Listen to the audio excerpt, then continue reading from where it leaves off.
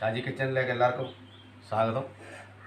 അപ്പോൾ നമ്മളെ ഇന്ന് ചെയ്യാൻ പോകുന്ന ഐറ്റം എന്ന് പറഞ്ഞു കഴിഞ്ഞാൽ കൂന്തലാണ്. കണവ എന്നൊക്കെ പറഞ്ഞ ഐറ്റം കൂന്തൽ.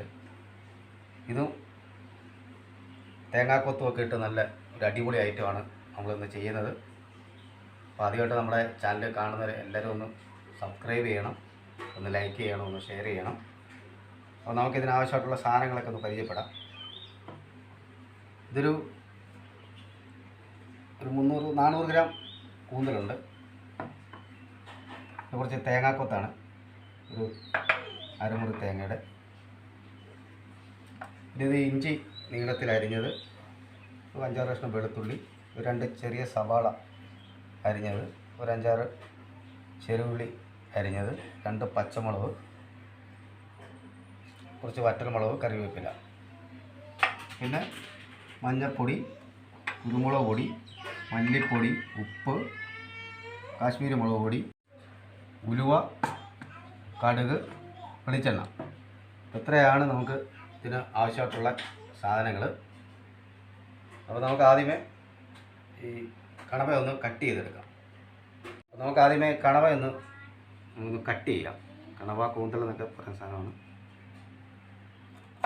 അപ്പം നമുക്ക് ഇങ്ങനെ റൗണ്ടായിട്ട് നമുക്ക് ഇതൊന്ന് മുറിച്ചെടുക്കാം.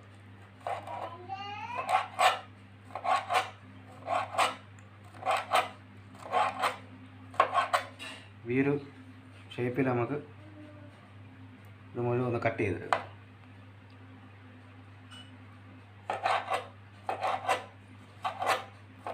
ഇതിൻ്റെ തലയാണ്, അത് നല്ലതാണ്. നമുക്കതോടെ ഒന്ന് കട്ട് ചെയ്തെടുക്കാം. അപ്പോൾ നമ്മളിത് അരിഞ്ഞെടുത്തിട്ടുണ്ട്. ഇപ്പോൾ നമുക്കിത് ഒന്നുകൂടെ ഒന്ന് നല്ല വൃത്തിയായിട്ടൊന്ന് ക്ലീൻ ചെയ്യണം. കാരണം ഇതിനകത്ത് ഈ ഇതിൻ്റെ ഒരു മഷിയൊക്കെ ഉണ്ട്. അപ്പോൾ ഇത് നമുക്ക് നല്ല രീതിയിലൊന്ന് വൃത്തിയാക്കിക്കൊണ്ട് വരട്ടെ. കൂന്തലൊക്കെ നമ്മൾ നല്ല കഴുകി വൃത്തിയാക്കിയിട്ടുണ്ട്. നമുക്ക് തയ്യാറാക്കാം. നമുക്ക് അടുപ്പ് കത്തിച്ചേക്കാം. ചട്ടിയൊക്കെ അടുപ്പ് വെച്ചിട്ടുണ്ട്. നമുക്ക് ഇതിലോട്ട് കുറച്ച് വെളിച്ചെണ്ണ അങ്ങോട്ട് ഒഴിച്ചു കൊടുക്കാം.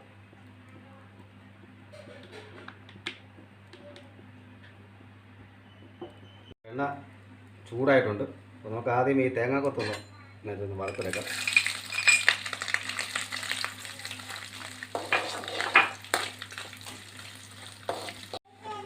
തേങ്ങാക്കൊത്തൊക്കെ നല്ലപോലെ ഫ്രൈ ആയിട്ടുണ്ട്. നമുക്ക് ഇതൊന്ന് കോരി മാറ്റിയേക്കാം. നമുക്ക് ആ എണ്ണയിലേക്ക് തന്നെ ഒരു 1/2 ടീസ്പൂൺ കടുക്,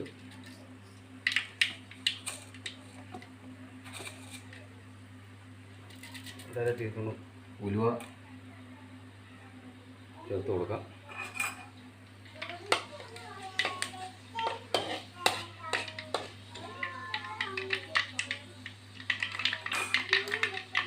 ഉലുവയും കടുവൊക്കെ നല്ല പൊട്ടിയിട്ടുണ്ട്.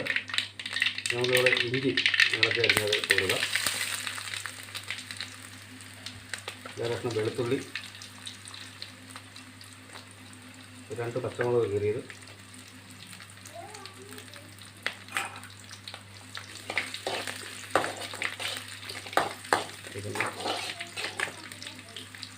വറ്റൽമുളക്, കറിവേപ്പില മൂട്ടി കൊടുക്കാം.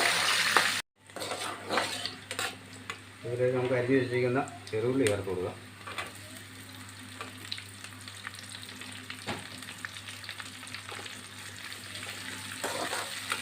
സവാളയും കൂടെ നമുക്ക് ചേർത്ത് കൊടുക്കാം.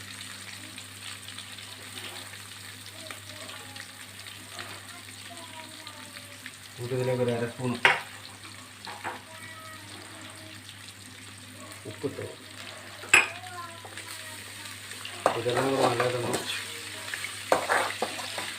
മടക്കി വെച്ച് നമുക്കൊന്ന് ഫ്രൈ ആയിരുന്നു വേവിച്ചെടുക്കണം. നല്ലപോലെ ഒന്ന് ഫ്രൈ ആവട്ടെ. സവാളയൊക്കെ നല്ലപോലെ വന്നിട്ടുണ്ട്. ഒരുപാടൊന്ന് ഫ്രൈ ആവണ്ട. ഒരു പരുവത്തിൽ നമുക്കൊന്ന് വാട്ടിയെടുത്താൽ മതിയാവും. വേവിച്ചെടുക്കണം. ഇതിലേക്ക് ആവശ്യമായിട്ടുള്ള മസാലകളൊക്കെ ഒന്ന് ചേർത്ത് കൊടുക്കാം. ഇതിലോട്ടൊരു 1.5 സ്പൂണ് കാശ്മീരി മുളക് പൊടിയാണ്, 1 സ്പൂണ് മല്ലിപ്പൊടി, 1/2 സ്പൂണ് മഞ്ഞൾപ്പൊടി ചേർത്ത് ഇതൊന്ന് മസാല പച്ചമണം മാറുന്നവരെ ഒന്ന് നമുക്കൊന്ന് ഫ്രൈ ആക്കാം. അപ്പോൾ മസാലയൊക്കെ നല്ലപോലെ മൂത്തിട്ടുണ്ട്, അതിൻ്റെ പച്ചമണമൊക്കെ മാറ്റുണ്ട്. നമുക്കിതിലേക്ക് നമ്മുടെ കണവ നമുക്ക് ചേർത്ത് കൊടുക്കാം.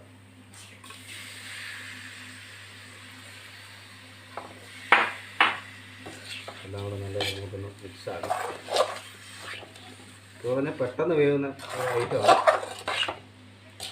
ഒരുപാട് വേവില്ല. അപ്പോൾ അതിങ്ങനെ അപ്പോൾ ഇതിലൂടെ നല്ലതായിട്ടൊന്ന് മിക്സ് ചെയ്ത് കൊടുക്കാം.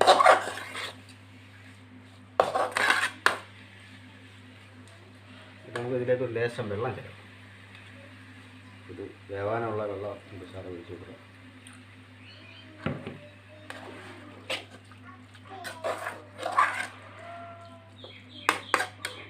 നമുക്കിതൊന്ന് മൂടി വെച്ച് നമുക്കൊന്ന് വേവിക്കാം. അത് ഏകദേശം ഒരു 5 മിനിറ്റ് ആയിട്ടുണ്ട്.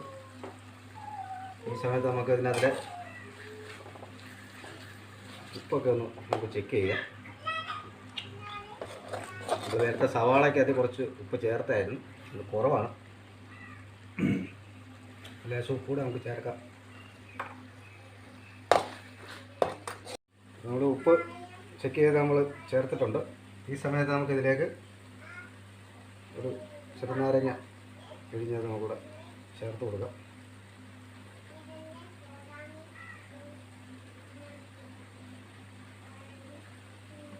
ഒരു ശകലം കുരുമുളക് പൊടിയുടെ 1/2 ടീസ്പൂൺ കുരുമുളക് പൊടിയുടെ ഉണ്ട് ചേർക്കാം. കുറച്ച് കറിവേപ്പില ഇടാം. ഇതിന് കുറച്ചുകൂടെ വേവാനുണ്ട്.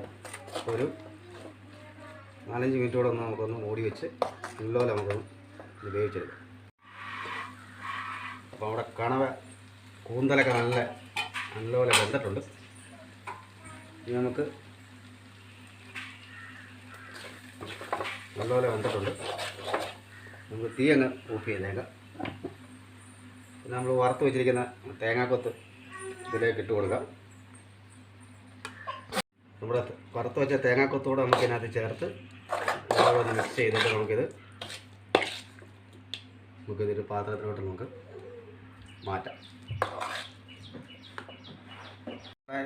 നല്ല ടേസ്റ്റായിട്ടുള്ളൊരു കൂന്തൽ തേങ്ങാക്കൊത്ത് റെഡിയായിട്ടുണ്ട്.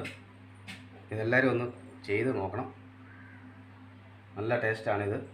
ഇത് ചോറിനും ചപ്പാത്തിക്കും എല്ലാം പറ്റിയൊരു കറിയാണ്. അപ്പോൾ അതുപോലെ തന്നെ നിങ്ങളുടെ ചാനലൊക്കെ എല്ലാവരും ഒന്ന് സപ്പോർട്ട് ചെയ്യണം. അപ്പോൾ നിങ്ങളുടെ അഭിപ്രായങ്ങളും നിർദ്ദേശങ്ങളൊക്കെ ഞങ്ങളെ അറിയിക്കണം. അപ്പോൾ അടുത്തൊരു വീഡിയോ ആയിട്ട് നമുക്ക് ഉടനെ കാണാം.